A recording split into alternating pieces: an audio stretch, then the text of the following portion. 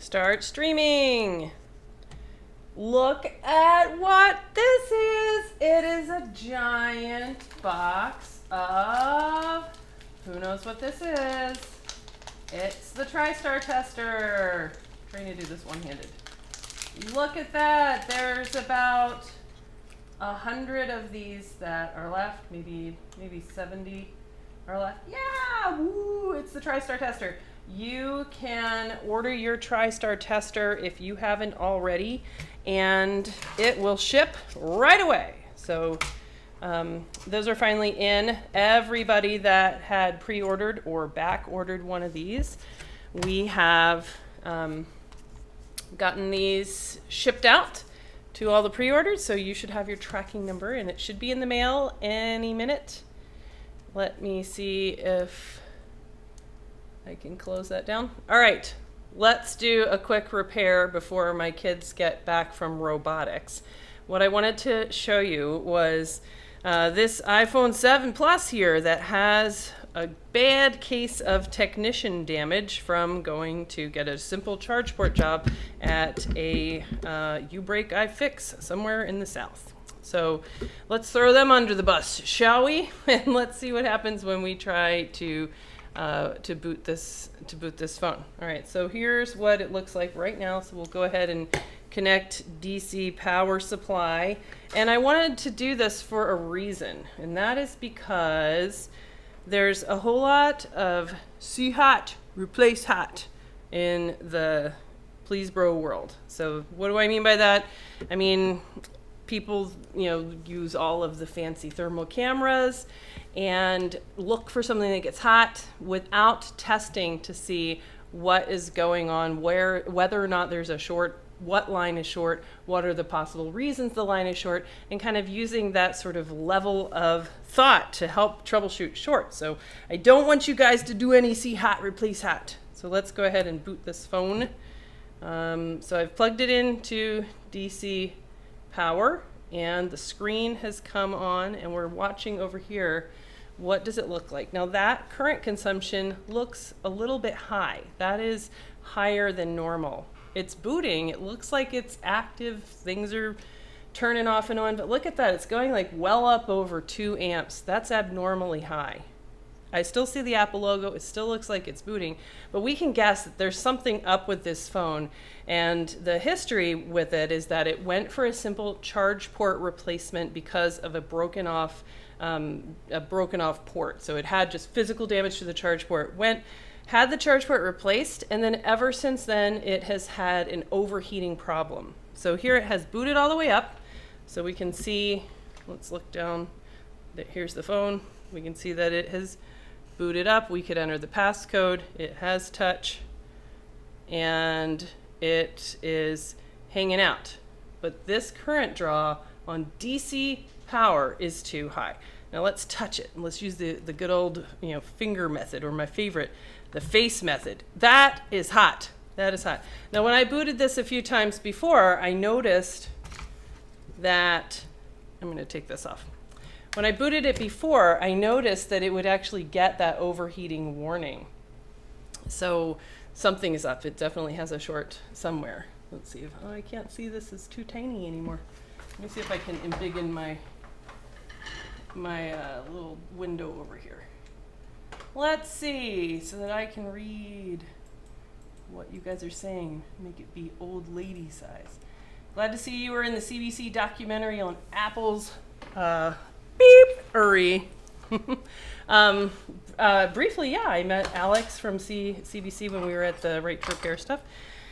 And yeah, my main help with that was to just get some cases so that they could make their legal argument that this wasn't just a one-time thing, because it's not. It's funny, I just sat there and watched this documentary with a walk-in customer using the TriStar tester to do, she failed TriStar, and so we sat here and did her TriStar job together while she watched that documentary. And I asked her, hey, did you go to the Apple store for this phone? She's like, yep, sure did. They told me that they could not replace the battery in a 5S, that she had to get a new phone. So that is very, very rampant, I think. So they did a good job.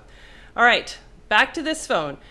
Let's ask ourselves, how are we going to figure out whether or not there's a short? We think there's a short because there's a lot of high current consumption and heat. So what line is short? Guess what I did last night at 4 o'clock in the morning that's related to this? I did it in a fit of 4 a.m. buying frenzy because Underdog had diarrhea on my daughter Maisie's head in the middle of the night.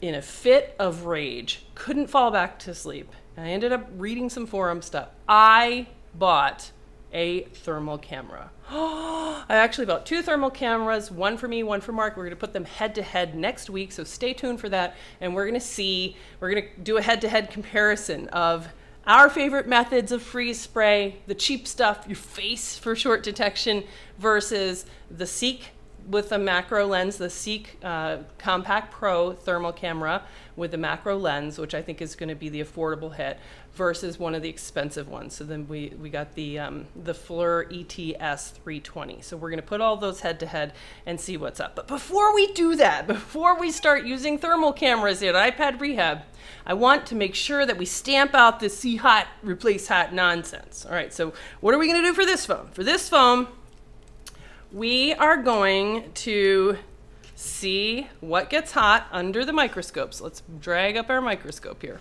And we're going to use, I'd like to use my face, but instead I'm going to settle for using freeze spray. So I'm going to put freeze spray here on this phone. Actually, let me hook it back up to the battery.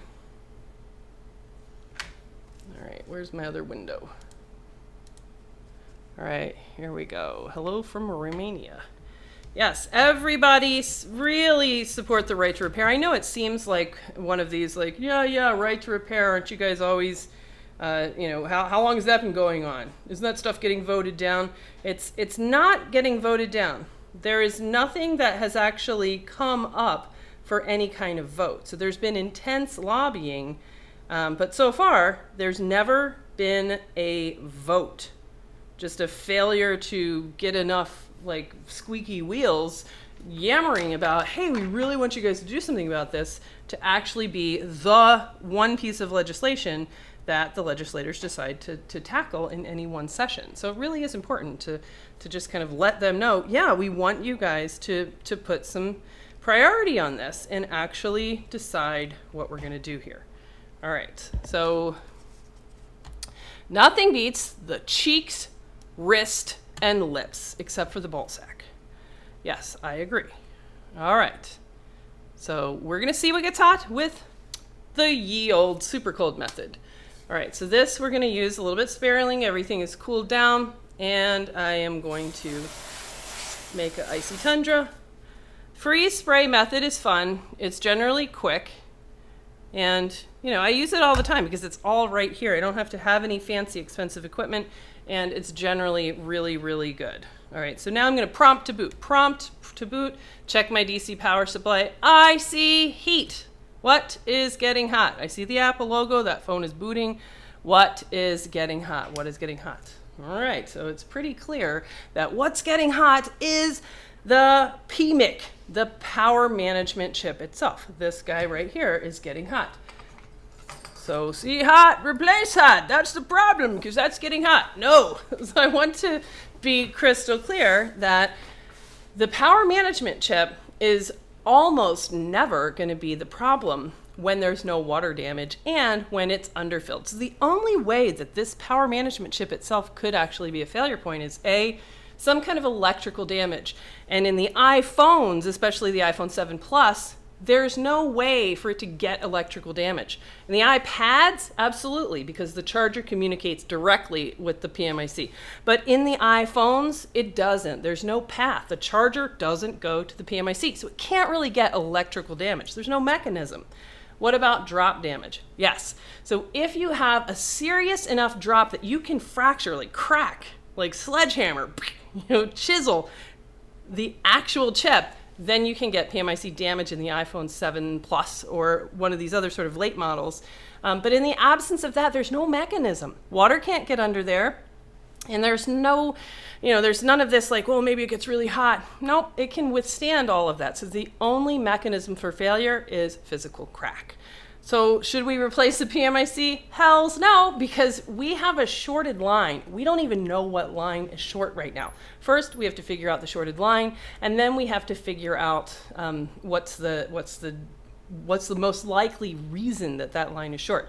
Why does the PMIC get hot then? Why does the PMIC get hot if that's not the cause of the short? And the answer to that, I want you to think about if you had a hose, take the hose, plug it in to the water main, and now you're going to turn it on. Now you've got water going through the hose. Now let's punch a hole in it. So now there's a hole right here. That's where the path to ground is. It can come out that hole. So now I can't maintain a blood pressure in my hose anymore because I've got a hole.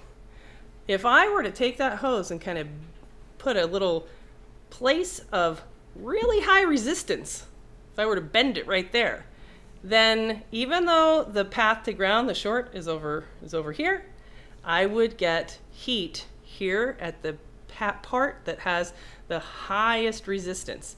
So if you kind of think of the PMIC and chips like it as sort of like a belt that's really, really tight that these electrons have to go through in order to get to the actual short to ground, that's why it gets hot, even though it's not the cause of the short. So no more C hot, replace hot, please, bro. All right, so the old ball sack method is questionable at best. What are you talking about?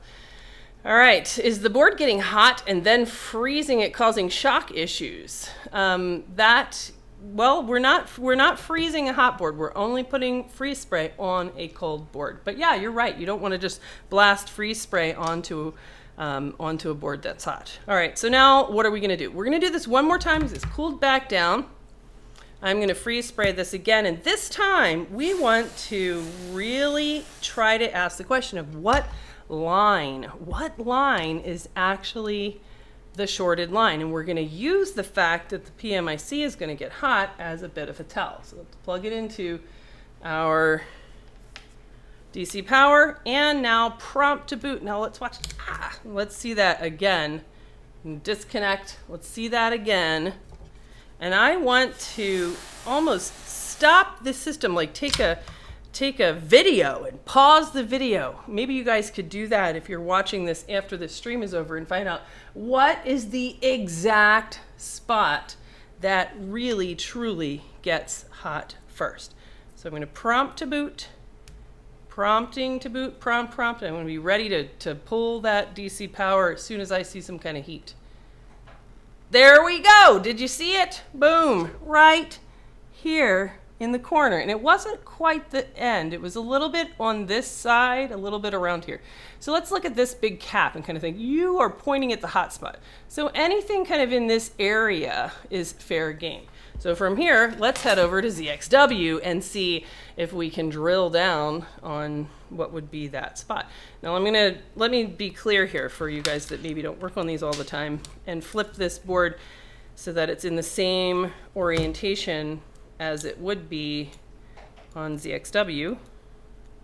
That way it kind of makes sense, right? So I'm going to flip this around. So this is the way that it will look on ZXW, and our hot spot, remember this cap right here in the top right corner of the chip, somewhere right around there. All right, let's take a look. And where are you, ZXW? Let's find you. ZXW, way up at the top. There we go, ZXW tool. All right, so if we just say, all right, ZXW, what's going on here in that very tip top corner of the PMIC? All right, so we got the very corner is ground. All right, what about the next ball over? PP 1V8 SDRAM. So maybe that line is short.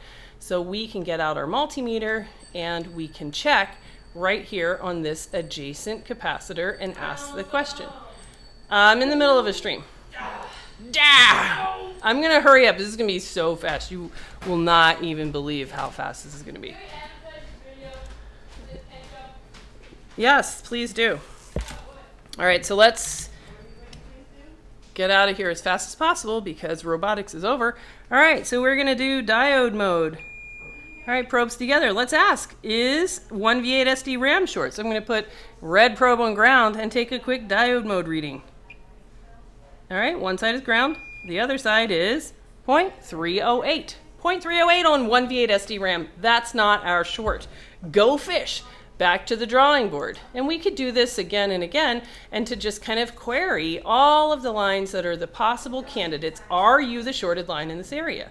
If we went maybe one more over, maybe two more over, who are you? PP1V8 Maggie, I am you. Where does that go? Well, this would be really hard to find any other way because the only thing on this line that's nearby is this capacitor. Have a seat. Why don't you learn something? Bro, please, bro. Why don't you learn how to fix some boards? No. All right. Yeah, exactly. All right, so we've got a couple of caps here and the Maggie chip. Let's take a look and see with our old multimeter what the diode mode reading is on there. All right, so we're going to do the same thing. Red probe on ground, and here's one of those caps. All right, and we are getting 0, 0. So that line is short. And you'll notice that the Maggie chip is missing. Somebody has been here before. So this is why I'm doing this video, because it really doesn't make sense. How the heck would that PP1B8 Maggie IMU line fail?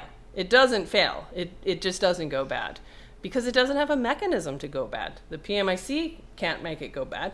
And why would any of these two little caps fail? That doesn't make any sense. So when I first approached this problem the other day, I looked at this and thought, how the heck did this line get short? It just doesn't have a mechanism.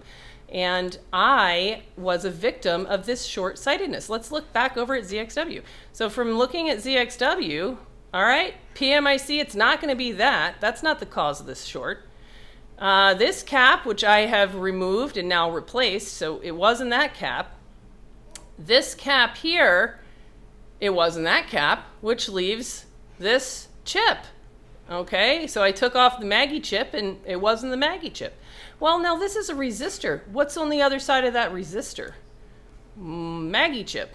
Okay, well then that's it. That's all the possibilities.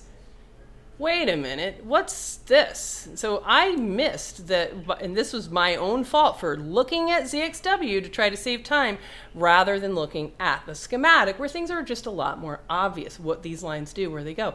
What is this? I totally missed this. This is a resistor. What's on the other side? Where does that go? Oh, okay, also goes back to Maggie. No help at all. And that's what I saw. And I was looking around and, okay, why is this line short? Now let's go back and let's think about history. So what is the history of this device? This device went in for a charge port job. And what about physical damage, physical inspection? When I looked at the charge port area, I could see that there was a bunch of missing stuff. And I've been troubleshooting this, so there was a missing filter here, just knocked off, crunched up a little bit. So I replaced it with a wire. Over here, there was another one, just knocked off, crunched up filter. So I replaced that with a wire as well for troubleshooting. And then this transistor was messed up, which I had just seen a similar one the other day on stream. So this happened again. You know, somebody has just screwdriver slipped right around this area and banged that up. So what do we know about this technician? That he was a relatively ham-handed guy who just kind of messes things up in general. So I was really just looking around. Is there any other explanation? Let me take off this piece of tape that's on here for no reason. Is there any other explanation for how that line could be short? And doing physical damage, hey, you guys need to turn that off. That's too loud. Thanks. We'll leave in just a few minutes. I'm almost done. And then this is what caught my attention. This was like so minor. Way out here. There's no reason why anybody would have been way out here. But I noticed that these two no stuffs looked like somebody had pressed a tweezer into them. So look at that. And I compared that to another 7 Plus, and these are indeed no stuffs. So they should have this appearance, this factory roundedness, but they didn't. They look all banged up. So then I started looking around in this area. So let's go over to ZXW and check out what's going on. Is there anything around there that could have some mechanism that would make us think that it could have anything to do with the IMU short? Let's bring back our IMU line short. There it is there. Hey, oh my goodness, look at that. It's so easy to overlook, but look, there's red there. Oh my goodness, this IMU line, I guess it does make sense. It goes out here to the, accelerometer gyroscope land out here on the very, very end of the board. And look at that, the two no stuffs, which are in ZXW capacitors, that's actually on our line. Oh my goodness. And then I thought, well, maybe somebody has actually pressed one of the ends of this no stuff into ground. Let's look back. Let's look back at our board and see. And let's look. Could there be just like some kind of mechanical pressure? Not really. I mean, I see like a little bit of a tweezery gouge mark right there. And I just so wanted this to be touching ground, but it's not. That's not the cause. But I still feel like something is up over here. So let's look around a little bit more. And you get trolled by this a lot when you're working too much from ZXW. You get trolled by kind of, not recognizing that lines continue through filters, which are wires, and they continue on the other side of resistors. So if we look at this, this is a 0 ohm resistor. That's a wire, which means anything on the other side of that wire is going to also be on that line. So let's click over there. Okay, so all of this is on this line, which means, okay, these guys are no stuff here, but what about these? Some of these are present, and I know for sure that that guy is present. So let's just go look around. Let's just do some more physical exams. Let's go back to our board and see. Okay, now we know that on the other side of this resistor, these no stuffs are also on this line, but so is this cap. This cap is also on that line. Now that cap looks great. Well, I think it looks great. Looks great from here. Let's just make sure. Let's get our multimeter out and confirm that that guy is on our shorted line. Let's see. Where's my doohickey? Oh, my buddy Ross at Gear Down for What gave me $10. Thanks for working on my 7 Plus. Guess what I did today? Here, I'm going to show you. I'm going to show you this. I'm going to pause here on my little stream. I successfully 3D printed something. Ah, where's my? Hey kids, come look at what I 3D printed. Where's my other camera? It's gonna be so cool. Is it another underdog? No, it's not. Look, isn't that cool? Jeez, nice. Isn't that so cool? It's a little insert to organize some screws. I'm so in love with this. Like, this is so awesome. Oh, look at how, that is so awesome. I'm super excited. I love the idea of using these, of making these little inserts. All right, let's turn this off and we will go back to 3D printing later. All right, let's go back to the microscope. Now, where are we? We are going to check now with our new information from ZXW. We are going to say, hey, let's just, this guy, this cap, which looks great, should be on our line. So we're going to stick red probe on ground and probe it. It's hard for me to wake up the multimeter. God damn it. All right.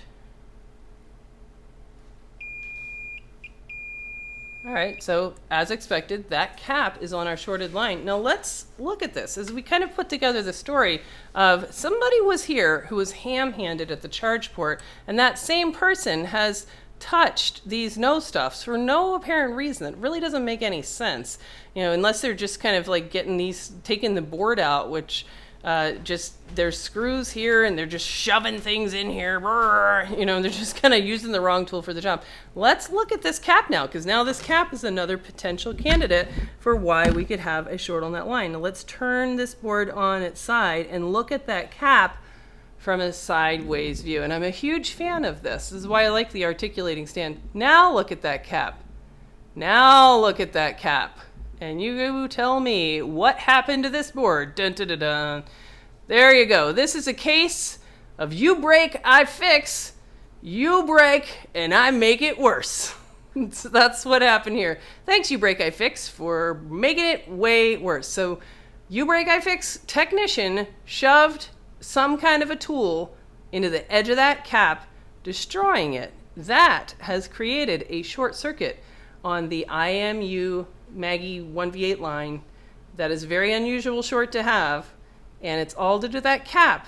And now, aren't you glad that we didn't take off the PMIC from C-Hot, replace Hot Bro? All right, so now we should be good. I'm gonna guess there's a 100% chance, but I don't know for sure, that taking off that cap is gonna relieve our short. And let's see, so we're gonna take this off with the good old mini hot tweezers.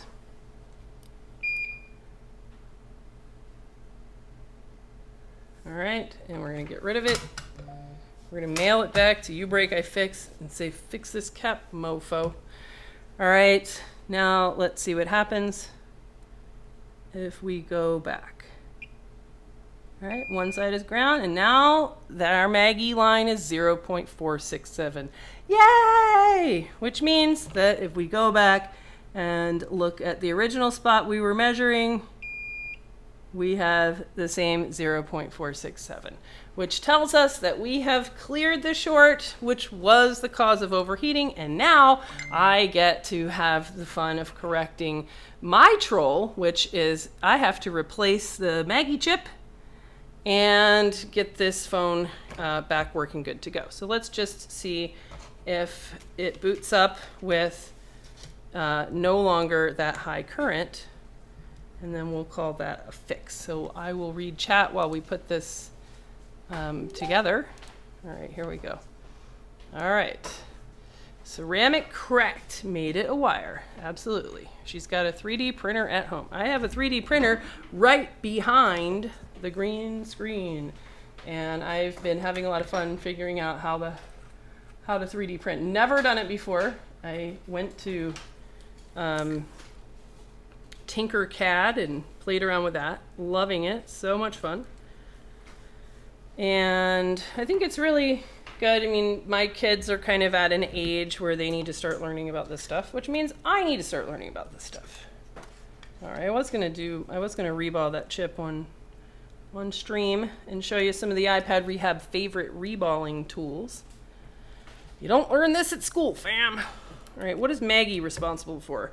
Maggie is interfaces with Homer, obviously, and it's the chip that says Icefall on it, and Maggie does a lot of things. I really haven't had very much, I don't think I've ever had to really look at Maggie in depth, so just all I remember is kind of those cursory looking over the schematic when it first comes out to be like, what's new, and thinking it was funny, the whole little Homer Maggie story. But I'm pretty sure that Maggie handles some of the data processing. My charge port is stuck. Let me see if I have another one.